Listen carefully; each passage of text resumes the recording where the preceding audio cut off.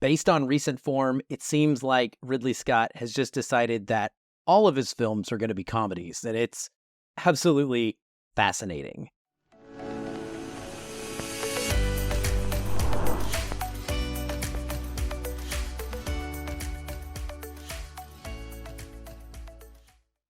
Welcome to Feelin' Film, everyone. I'm your host, Aaron White, and I bring you new release, spoiler-free reviews each and every week. In this episode, I'll be talking about one of my favorite directors' newest films. That is Napoleon, coming to us from Columbia Pictures through Sony Pictures Releasing, and Apple Original Films through Apple TV. It stars Joaquin Phoenix and Vanessa Kirby. It is directed by Ridley Scott and written by David Scarpa. Cinematography is by Darius Wolski. It is edited by Claire Simpson and Sam Restivo. And music is by Martin Phipps. It runs 157 minutes and is rated R for strong violence, some grisly images, sexual content, and brief language. What's it about? The film depicts Napoleon's rise to power through the lens of his volatile relationship with Empress Josephine. Now, first of all, like I said, I'm a big Ridley Scott fan. He's one of my favorite directors, and specifically, I really enjoy his war films, or films that feature big battles. So we're talking about stuff like Black Hawk Down, Kingdom of Heaven, Gladiator, and this film would seemingly fit right in line with some of those. So very excited going into this. I'll also tell you, I am not by any means a Napoleon scholar. All I know about him is essentially what he's been depicted as in popular culture over the years, and maybe some brief rememberings of things I read in a history book back 25 years ago when I was in school. So whether or not this film is accurate or not is not what I'm here to argue about or try and confirm. What this story does is start with Napoleon as a Corsican captain. He's ambitious. He eventually works his way up to becoming a general.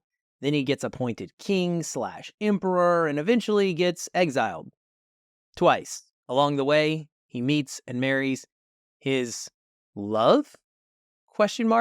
Josephine. And that is essentially the through line of most of the film.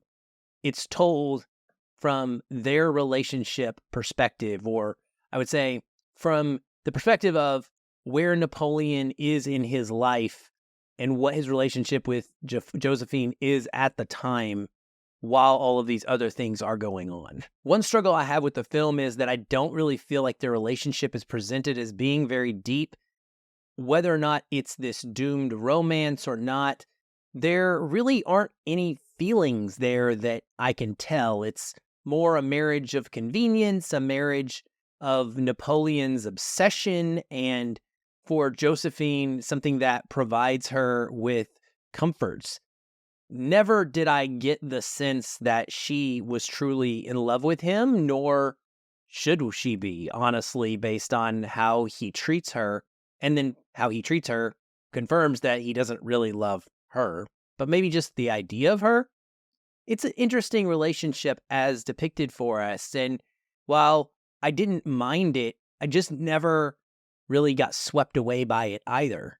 And so because it's the entire central relationship, I felt a little slighted, like I wanted something more from that. Joaquin Phoenix portrays Napoleon as a petulant, obsessive, abusive, egotistical, and controlling man who also has some deep-rooted mommy issues that keeps him wanting to please her at all costs. Scott has Phoenix play so many scenes in this film in a very exaggerated manner, and it truly feels like comedy at times. The audience was laughing out loud routinely, myself included, because Joaquin is just doing the thing he does and going all in on the bit. He's absolutely an incredible actor, and he shows that here.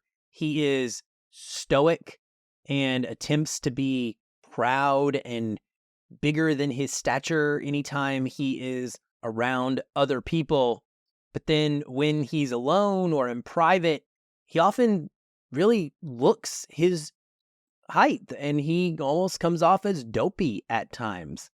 He can also switch in a heartbeat from being deathly serious and angry to incredibly childish and silly. There's a great contrast in the tones here, especially when you compare it to the tones of the battlefield scenes. And I don't know that it altogether worked for me, but it was never not interesting, so it always had my attention. I will give it that. The way that Napoleon is presented also left me really wondering why he was able to rise to power.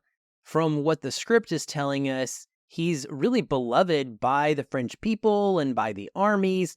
He inspires a lot of loyalty from them, but nothing about the way that he acts or speaks shows a man that pretty much anyone would want to put their trust in or think would be an ideal leader for their nation. So I would have loved a little bit more about why the entire country was getting behind him as much as they were. Everything felt super shortened and brief. I'll get more to that in a minute. Vanessa Kirby as Josephine is fine. She's strikingly gorgeous and fits that part of the role, of course, perfectly. I just don't think she's given much to do. There's not a lot of depth to this character. She just kind of exists to be there in Phoenix's life and for him to swoon over constantly and go back and forth, being mad at her because she's not providing him a child, but simultaneously needing her to write him letters to make sure that he's feeling better about himself. She does get a few moments where she snaps back at him in dialogue that I rather enjoyed, but I just would have liked a lot more for her to do and say, and for her character to be, I guess, a little bit more defined than she was. Napoleon is also, of course, presented to be this great conquering general. What we get to see in the film is two really big battles that are tactical wins, and then we get to see two battles that are pretty enormous losses. The scenes themselves are absolutely among the best in the movie. Ridley Scott excels at capturing large-scale battles like this.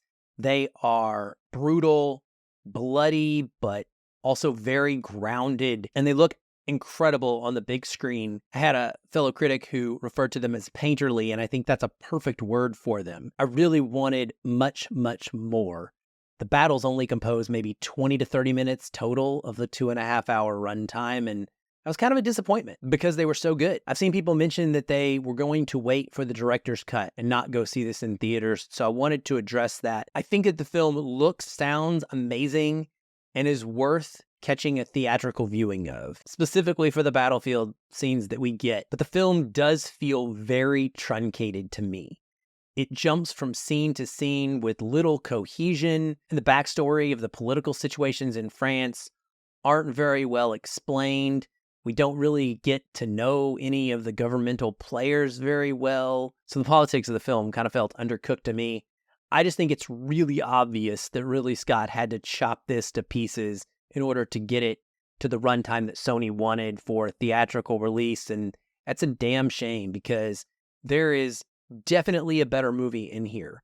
I expect the director's cut to elevate this quite a bit, just like it did for Kingdom of Heaven, and I'm very excited still to see it, despite not being swept away by this version of Napoleon. It gave me a taste, enough that it's going to keep me hungry. I want the full meal, the way that that master director intended for it to be presented to me. Napoleon will be in theaters on November the 22nd, so you can make your choice and decide then whether or not you want to take it in or wait for its inevitable release on Apple TV Plus in its longer form. That's it for this episode. Thank you for listening or watching.